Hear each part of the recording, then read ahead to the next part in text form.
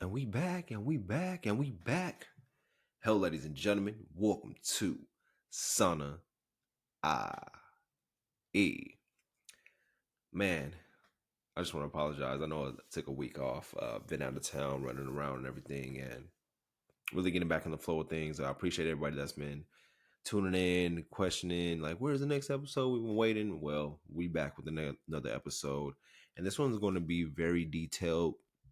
We're going to start our quest into what is mental health, the different disorders, the different symptoms, and just things like that, really getting into it. But first, if this is your first time listening, I just want to take thank you for taking the time out of your day, tuning into the episode, tuning into the podcast, tuning into the platform. With Sanai, we're a personal development platform for millennials who struggle with their brain health. Every episode, we drop tips, tricks, knowledge, research, and different things of that nature to really help us out when it comes to our brain health. And with this episode, we're gonna start our segment and start the chapters into what is mental health. But first, let me kick off the show with some quotes of the day. And my first quote is: results happen over time, not overnight. Work hard, stay consistent, and be patient. Results. This day and age, we want the instant gratification. We want things to happen like that within a flash. But understanding that sometimes the delayed gratification is worth more than the instant gratification, because you tend to appreciate the work that you put in, the grind that you put in. You appreciate the journey more versus getting something overnight. The biggest thing I can think of right now when it comes to overnight success would be you hitting the lottery, let's say tomorrow or at the end of the week.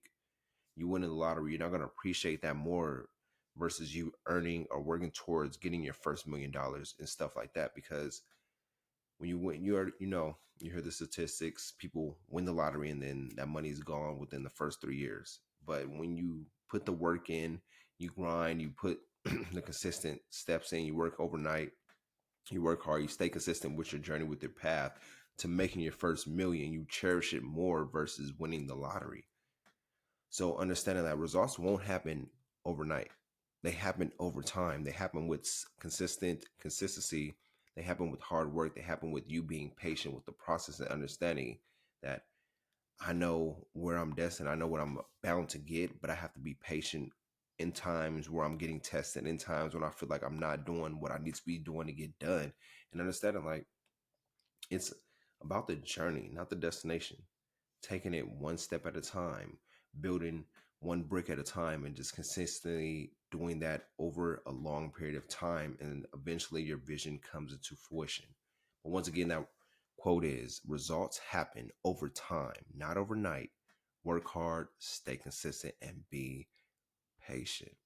My next quote is: sometimes the bad things happen in our lives directly on the path to become put us directly on the path to the best things that would ever happen to us. So understanding like bad things have blessings within them, even though at the time that bad thing that's going on, the rainy days, the hard times, anything that you're going through, at the time you're like, dang, why am I going through this? Why am I feeling this way? Why did this happen? Why did that happen? But sometimes we have to step back after the bad thing has happened to understand like some of the best things come out bad things, the bad occurrences in our lives. And we understand that not everything will be good. There'll be good days, there'll be bad days, but understanding the bad days always have blessings and lessons within them. Once again, that quote is: sometimes the best things happen in our lives, put us directly on the path to the best things that will ever happen to us. And on today's episode, we're going to be discussing what is mental health. I know we've all hear about it. We all discuss it. We all talk about it. We like, oh, mental health is more about how our mental well being is, or how our brain is, and things like that. But I decided let's take a deeper dive into it. I'm gonna hit you with the definition of mental health is a state of mental well being that enables people to cope with the stresses of life, realize their abilities, learn well, and work well, and contribute to the community. That's one definition. The World Health Organization states that mental health is more than just the absence of mental disorders or disabilities. Peak mental health is not only about managing active conditions, but also looking for ongoing wellness and happiness. So, mental health is the overall mental well being that enables people to cope with daily stresses of life, their abilities to learn and work well as contribute to the community. And understand that too, because we can't pour from an empty cup. There's continuous daily life stresses, whether it's bills, finances, family, friends, relationships, whatever it may be. There's gonna be constant stress in your life, and it's understanding how do I deal with the stresses that come about in my life. Some people just bottle the stress up, and some people have ways to cope with their stresses.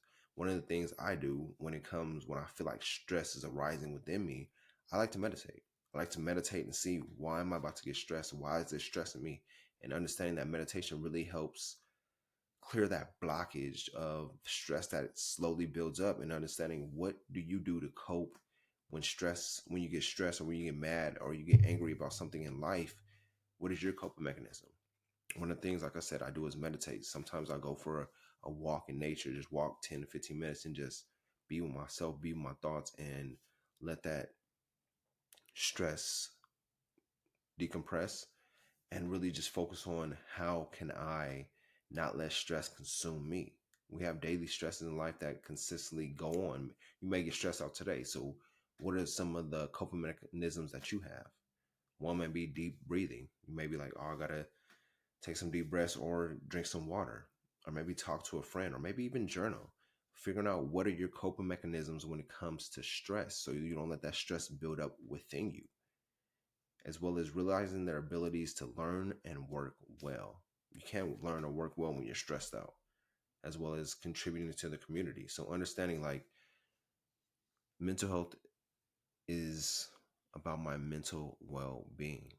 How are you doing mentally? Are you doing those mental check-ins with yourself on a daily basis, or are you just feeling like I check in every once in a while, once a week? And it's like, we can't check in once a week. We have to check in with ourselves on a daily basis to see how we're doing mentally. In the United States, the National Alliance of Mental Illness estimates that 1 in 5 adults experience mental health problems each year. So if it's not you, it's somebody close to you, somebody within your circle that's dealing with something mentally. And we have to check in on our people and seeing how they're doing, instead of just going about our lives. Do them daily check-ins, do them weekly check-ins, do them monthly check-ins to see, how are you doing mentally? Is there anything that's been stressing you out? Is there anything that you've been holding in, keeping it to yourself? How are you dealing with stress? How are you dealing with anger? How are you dealing with certain life problems? And we have to check on the people around us to make sure they're good, instead of just focused on us, having that tunnel vision on us and what we need. We're here to help other people and checking on other people, people that you love, even friends, family, whatever it may be, coworkers, asking those questions and saying, how are you doing mentally? How has your week been? How's this year been for you? How are you doing at this job? And asking those questions and being attentive to them and listening to what they have to say.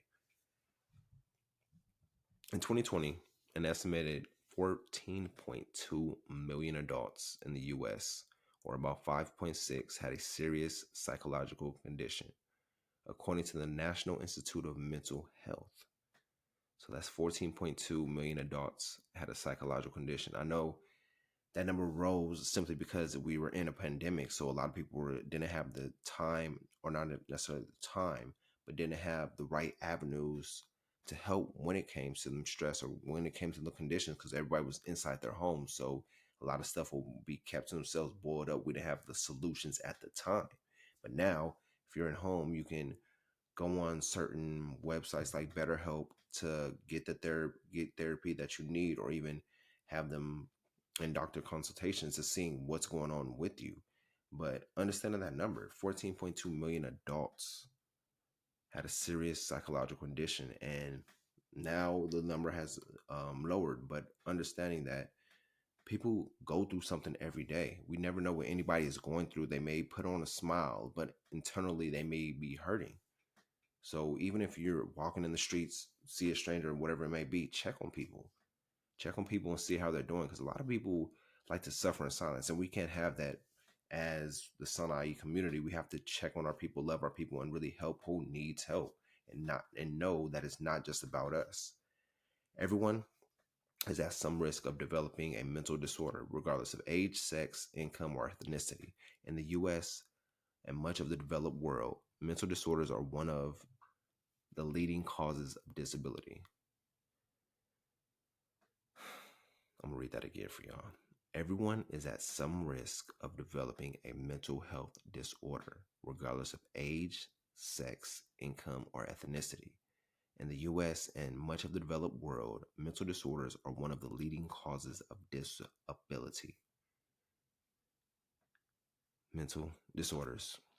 Understanding and checking, seeing maybe you might like, oh, I'm good and everything, but having those weekly checkups, the weekly check-ins, or even going to the doctors and seeing how you're doing overall with your mental health, and asking your family members, is there any mental disorders within the family?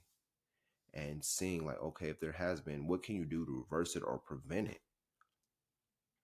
Asking the questions so you can get the answers that you need so you can better yourself and better those around you. Social and financial circumstances, adverse childhood experiences, biological factors, and underlying medical conditions can all shape a person's mental health. We already know when it comes to social people, some people have social anxiety, some people aren't good with their finances, but social and financial circumstances really hinder people's mental health. Whether it's you're in a good social environment or a bad social environment, understanding what type of environment are you in? Are the people around you helping you out mentally, or are they bringing that negative energy, the negative things your way to where you're not understanding, like, maybe I got to get away from these people. Maybe I have to step back and analyze who's really helping my mental health and who is hindering my mental health, as well as financial circumstances. We all go through some type of financial circumstance where you live in check to check, bill to bill, got to pay stuff. And it's like all that is preventable when it comes to the finances. It's about, we have to learn to use a budget, create a budget so we can avoid those financial downfalls, as well as having an emergency fund. It's like we put ourselves in financial black holes because some of us weren't educated about finances growing up. And as we age now, this is the best time to really learn about, okay, what is my financial situation? What do I want my financial situation to be? If you like, oh, I'm living check to check, and you don't want to live check to check, how can you get out of that? Or you always constantly paying bills? Like, I'm not trying to always pay bills. You weren't put on the earth to just pay bills and die. So it's understanding like, what is your financial circumstance and how can you get out of it and grow from it, as well as childhood experiences. Childhood trauma is huge, and it plays a huge role in adulthood. We have to understand, like, how was my childhood? What, did I have a jolly childhood, or was my childhood traumatic or chaotic? And how did I deal with that? Because there's some stuff from childhood that you carry over into adulthood, and the things that you don't discuss is bottled up within you, that it comes out with certain triggers in life.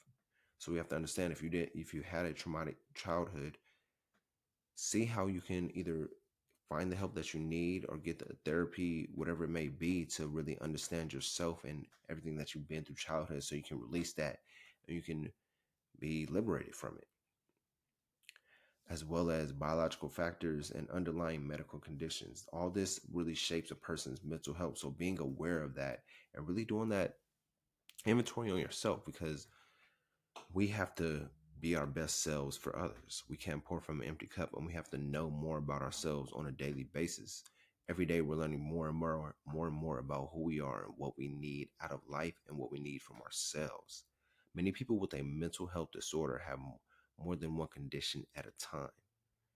The following factors can contribute to mental health disruptions: continuous social and economic pressure. We know how it is. Having limited financial means or belonging to a marginalized or persecuted ethnic group can increase the risk of mental health disorders. A 2015 Iranian study describes several socioeconomic causes of mental health conditions, including poverty and living on the outskirts of a large city. The researchers found that being female increased the risk of low mental health status by nearly 4 times. People with a weak economic status also scored highest for mental health conditions in this study. Man, that's a lot to think about. But overall, many people with a mental health disorder have more than one condition at a time. So if anybody's really dealing with something, check on your people. Don't let that go unnoticed. You've been thinking Tom hasn't been acting right, lady, or your auntie's been going through stuff and she's really been keeping to herself. That a lot of people aren't going outside being sociable.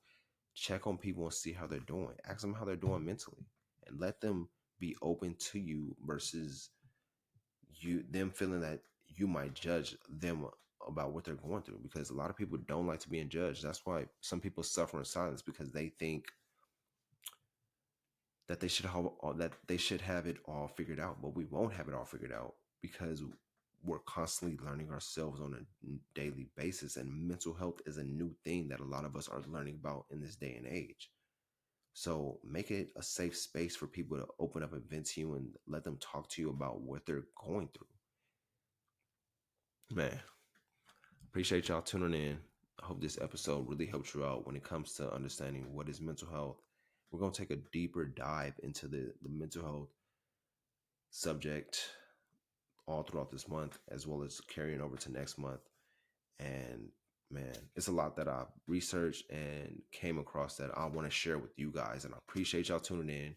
Share the show with somebody who you know it will help.